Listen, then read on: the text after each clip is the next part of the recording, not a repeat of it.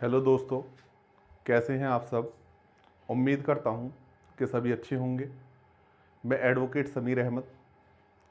जैसा कि आपको पता है कि हम यूपी एपीओ के उद्देश्य से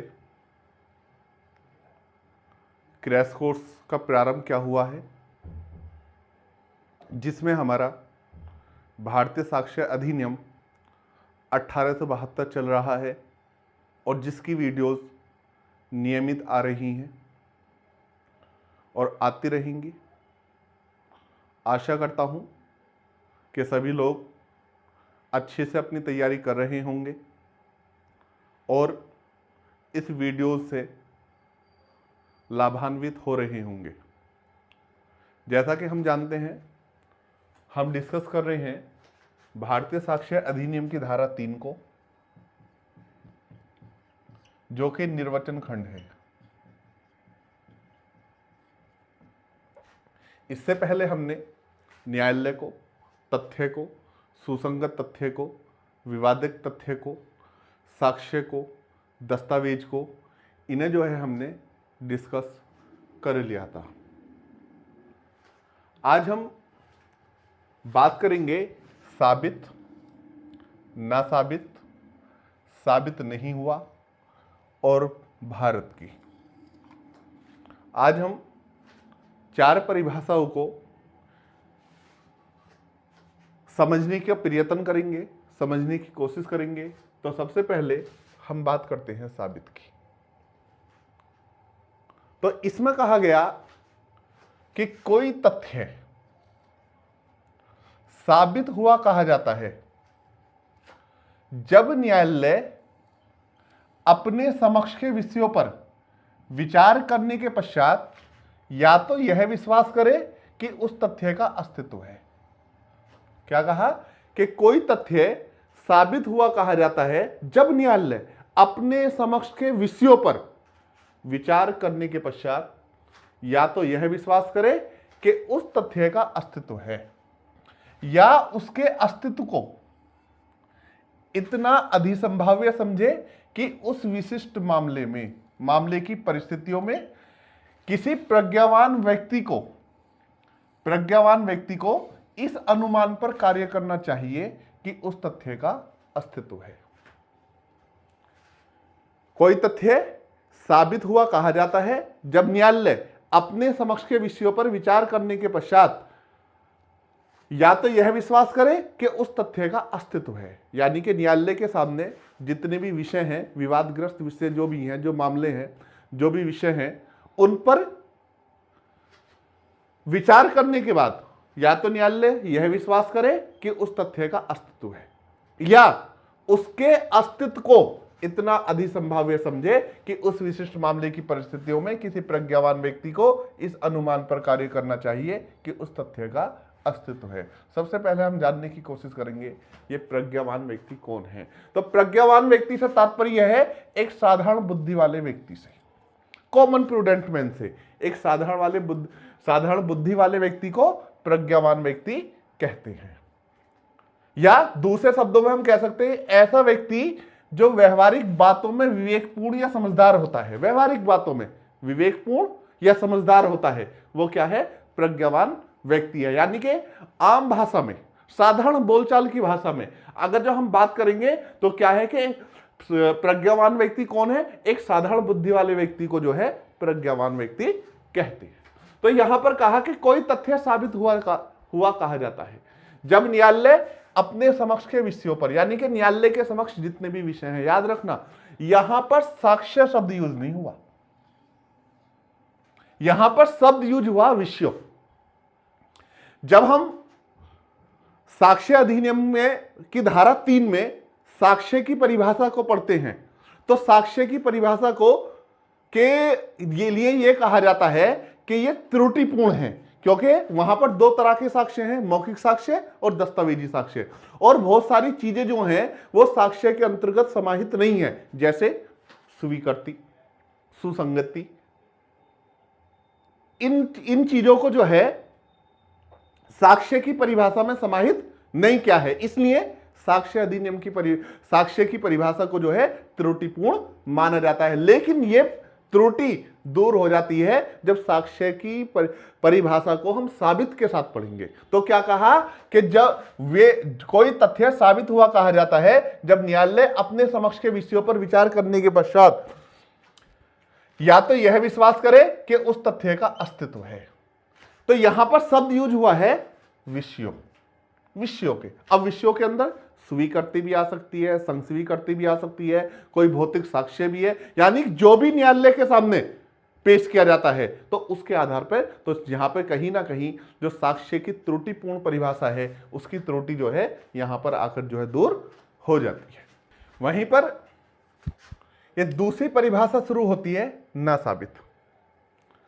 तो ना साबित की जो साबित की परिभाषा है उसके बिल्कुल विपरीत कहा कि कोई तथ्य ना साबित हुआ कहा जाता है जब न्यायालय अपने समक्ष के विषयों पर विचार करने के पश्चात या तो यह विश्वास करे कि उसका अस्तित्व नहीं है।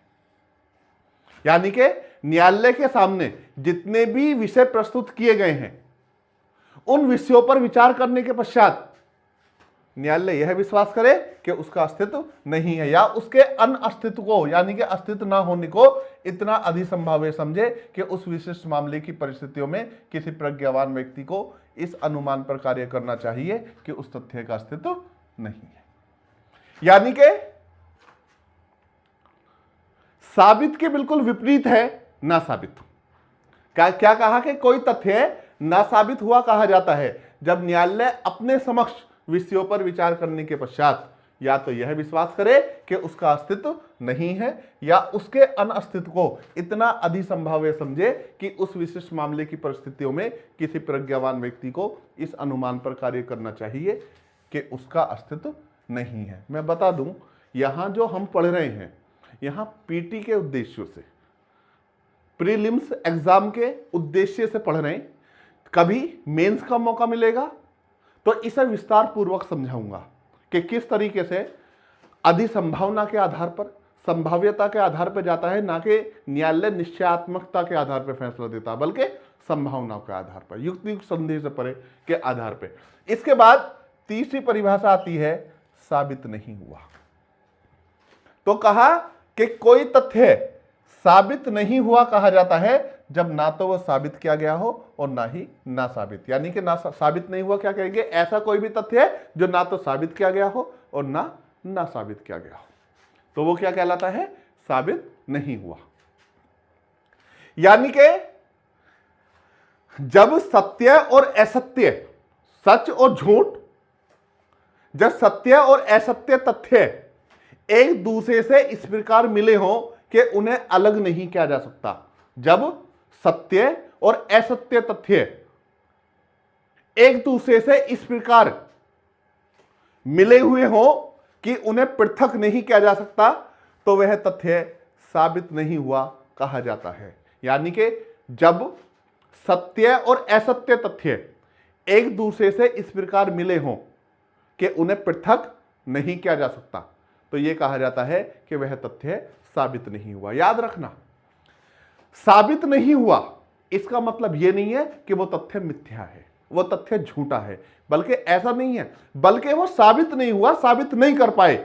इसका अर्थ कदापि ये नहीं है कि अगर जो तथ्य साबित नहीं हुआ तो वो तथ्य जो है मिथ्या है, इसलिए साबित नहीं हुआ इसका तात्पर्य है मिथ्या से कुछ भिन्न, यानी कि मिथ्या से अलग है। इसलिए कहा जाता है कि किसी दावे को साबित ना कर सकने का अर्थ सभी परिस्थितियों में यह नहीं होता कि वह मिथ्या है।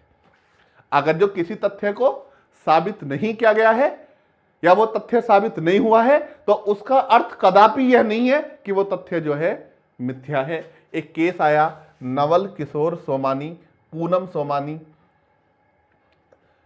1999 का, यानी कि नवल किशोर सोमानी बनाम Poonam Somani, all India reporter 1999 का केस आया।